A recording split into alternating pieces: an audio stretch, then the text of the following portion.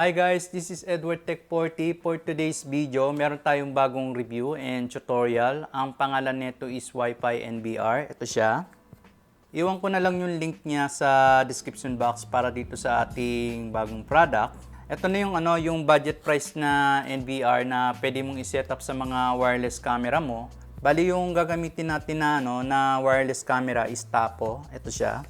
Ito yung ating Tapo na C216.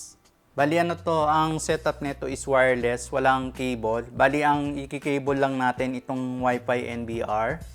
So check muna natin yung laman sa loob kung ano yung makakuha natin dito sa bagong product na Wi-Fi NBR.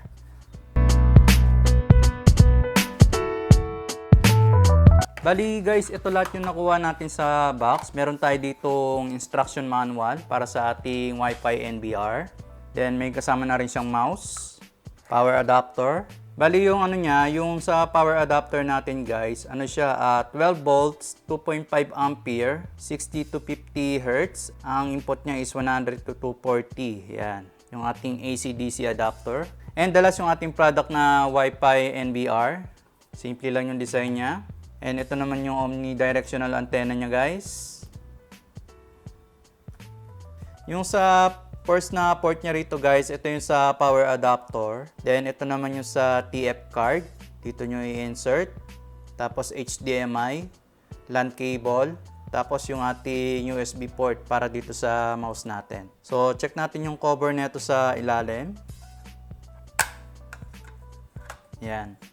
Bali dito guys, pwede kayo mag-install ng SSD or HDD. Yung SSD solid state drive o yung isa na hard disk drive. Bali ang size nito is 2.5.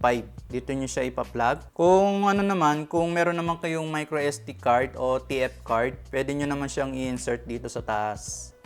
So dalawa yung pagpipilian nyo guys kung saan nyo gustong maglagay ng storage para sa recording natin. So guys, setup na natin yung ating Wi-Fi NBR. Bali, lumipat tayo ng room para makita nyo rito sa display natin kung paano natin siya i-set up. Dito sa ilalim ng NBR natin guys, ipa-plug lang natin yung power. So yan, milaw na siya. Then ito naman yung sa display natin, HDMI. And ito naman yung sa mouse. Yung sa mouse niya dito sa dulo. System startup finish. Then sama na natin yung yung ating micro SD card dito sa gilid. Ito yung ating pang-record. Testing natin kung working 'yan. Storage is inserted. Yan. Insert na yung System is formatted. Yan. Kung mapapansin nyo rito sa NBR natin guys, meron na rin siyang speaker. Then ito naman yung sa ating LAN cable. Ito yung sa pinaka-router natin. Kailangan same yung network na connection natin para makapag-connect yung ating Tapo camera. Guys, bali yung setup na to guys, ang gamit natin is Tapo camera. Mamaya ituturo ko sa inyo kung paano natin i-on yung ating RTSP na protocol para dito sa ating NBR. Ko-connect natin tong ating Tapo. So, kung makikita nyo rito sa screen guys, blanco pa rin siya. So, i-connect na natin tong ating LAN cable. Yan. Connected na siya. Wired net is connected. Kung makikita nyo sa LED light niya, meron tayong orange tsaka green. Yung sa green natin, connected. Yung sa orange niya naman guys, ibig sabihin nun, gumagana yung data transmission niya. And dito rin sa harap. Yung mga bakante na yan guys, ito yung sa mga camera na connected. Sa ngayon, wala pa nakakonect, kaya wala pa kayong makikitang green. So, pakita ko sa inyo sa screen. So, dito sa display natin guys, click lang natin. Next. Tapos nakalagay dito is detected no device currently. So, wala pa tayong sinesetup na Wi-Fi camera. So, click lang muna natin tong OK. Start pairing camera. So, wala pa tayong pairing na camera. So, cancel lang muna natin yan. So, click lang muna natin tong next. Then, next. Then, lalabas siya ng currently factory default user password. Bali yung neto, yung username and password neto guys, naka-default. So, click lang muna natin tong OK. Then dito, magkikreate tayo ng new password. So, create tayo, yung simple password lang. So, 10. Tapos, 1, 2, 3, 4, 5. Then, enter. Tapos, confirmation. So, check natin kung tama. Yan, tama yung sa password natin. Then, click natin. Next.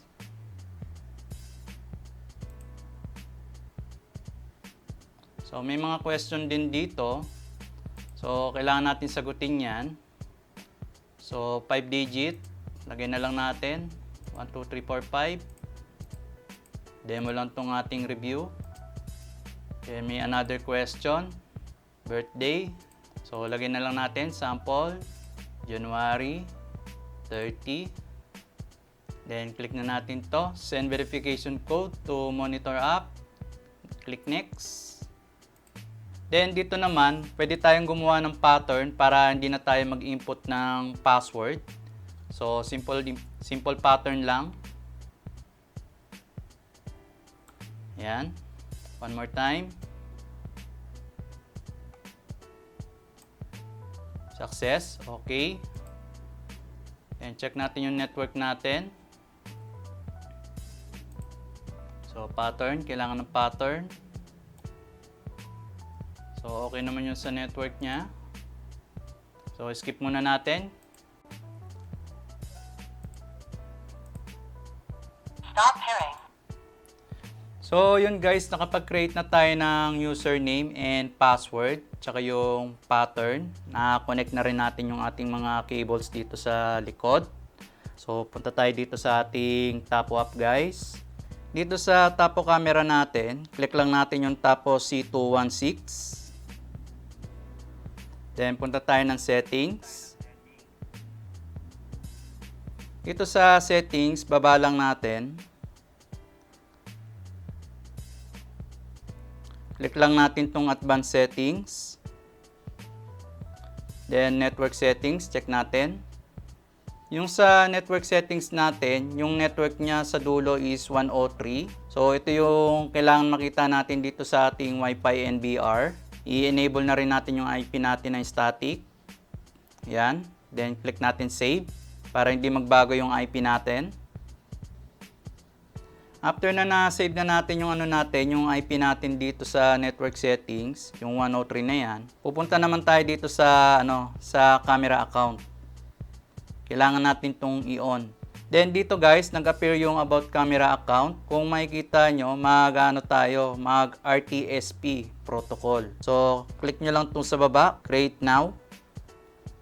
Then, meron siyang attention, mga details about dito sa pag-enable natin. So, click na lang muna natin itong understand and agree. Bali, demo lang yung ating gagawin.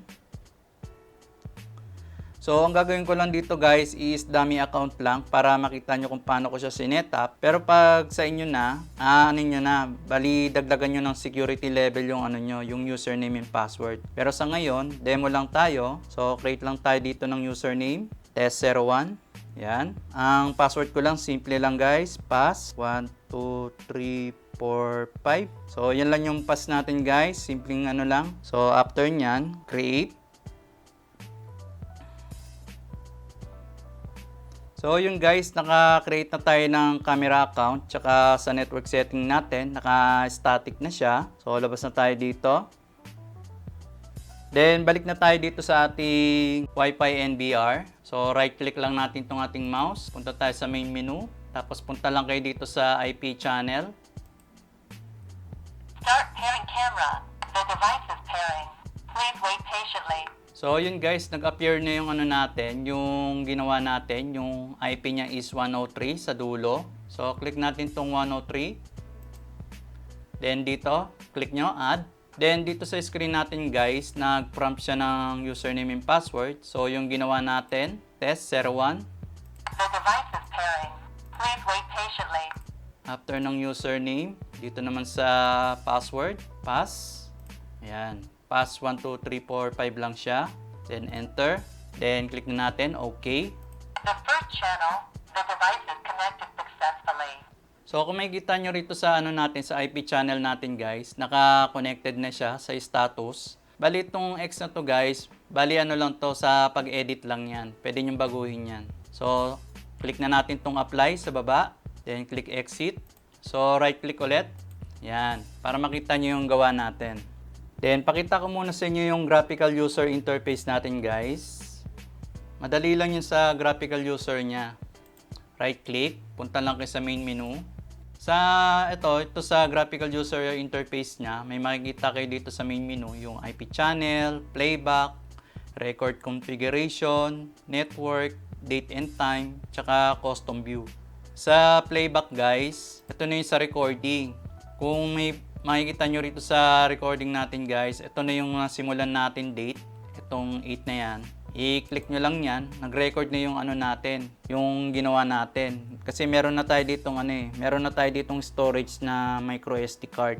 So kung ipi-play natin yan, okay din, nakapag-record na tayo.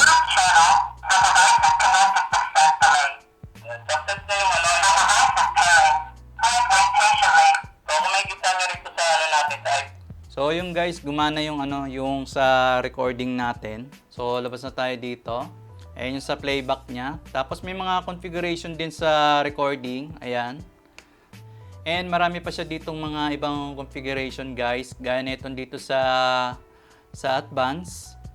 Makikita nyo rin dito yung hard disk information. Kung ano yung naka-install na storage natin dito sa ating Wi-Fi NVR.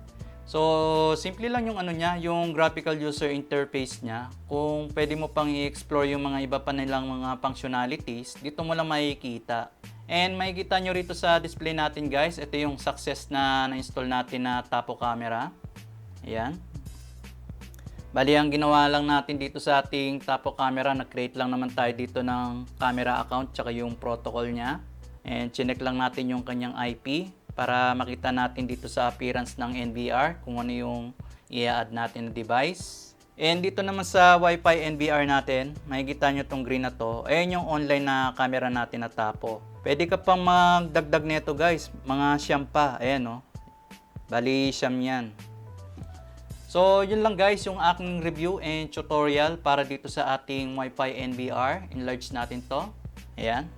So don't forget to hit yung ating subscribe button and click mo na rin yung ating notification bell para ma-notify ka sa mga iba pa nating tutorial tips and review. Thank you for watching and see you later guys. Bye! Wi-Fi NVR.